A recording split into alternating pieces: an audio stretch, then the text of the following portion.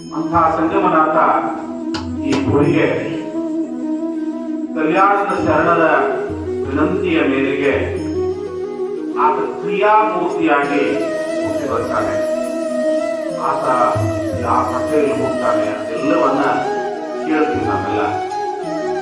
ಆತ ಹುಟ್ಟಿ ಬಂದ ಮೇಲೆ ಆತನಿಗೆ ಒಂದು ಹೆಸರು ಇಡಬೇಕಲ್ಲ, ನಾಮಕರಣದ ಕಾರ್ಯಕ್ರಮ ಮಾಡ್ತೀವಿ.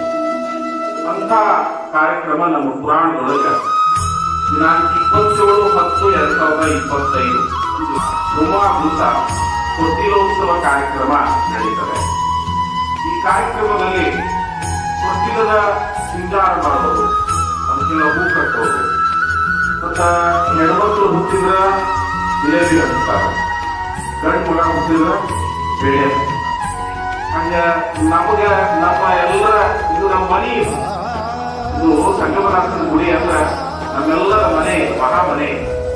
ಈ ಮನೆಯೊಳಗ ಸಂಗಯ್ಯ ಹುಟ್ಟಿ ಬರ್ತಾನೆ. ಅವತ್ತು ಆತನ ತೊಟ್ಟಿಲದ ಅಲಂಕಾರವನ್ನ ತಾಯಿಂದ ಮಾಡ್ತಾರೆ. ಇನ್ನ ಯಾರು ಮದುವೆಯಾಗಿ ಬಹಳ ದಿವಸ ಆಗ್ಯದ, ಪುಟ್ಟ ಮಕ್ಕಳು ಯಾರು ಇರ್ಲಿಕ್ಕಿಲ್ಲ ಅಂತ ಅನ್ಕೊಂತೀನಿ, ಮಕ್ಕಳಾಗಿಲ್ಲ, ಈ ವರ್ಷ 2 ವರ್ಷ ಆಗಿ ಮದುವೆ ಆಗೈತಿ, ಅವ್ರ ಮನೆಯೊಳಗೆ ಸಂಘ ಪೂರ್ತಿ ಬರಬೇಕು ಅನ್ನುವಂತ ಸಂಕಲ್ಪದ ಅಂಥ ತಾಯಂದಿರನ್ನ ತೊಟ್ಟಿಲದ ಕೆಳಗೆ ಕೂಡ್ಲಿಕ್ಕೆ ತಾವು ವ್ಯವಸ್ಥೆ ಮಾಡ್ಬೇಕು. ಹೆಣ್ಮಕ್ಳು ಅವಾಗ ಮುಂದೆ ಬರಂಗಿಲ್ಲ, 4 ಹೊತ್ತಿರ್ತಾವ, ಸಣ್ಣೂರು ಇರ್ತಾವು, ಅವ್ರ ಮುಂದೆ ಬರಂಗಿಲ್ಲ. ನೀವು ಹೋಗಿ ತಂಗಿ ಗೊತ್ತಿಲ್ಲ, ನಮ್ಮ ಅಜ್ಜಿ ಕೂತಿದ್ದು ತೊಟ್ಟಿಲ ಕೆಳಗ, ನಾನು ಕೂತೀನಿ, ಅದಕ್ಕೆ ನೀನು ಕೂಡ್ಬೇಕು ತಂಗಿ ಅಂತ ಹೇಳಿ ಅವ್ರಿಗೆ ತಯಾರು ಮಾಡ್ಕೊಂಡು ಬರುವಂತ ವ್ಯವಸ್ಥೆಯನ್ನು ಮಾಡಬೇಕು.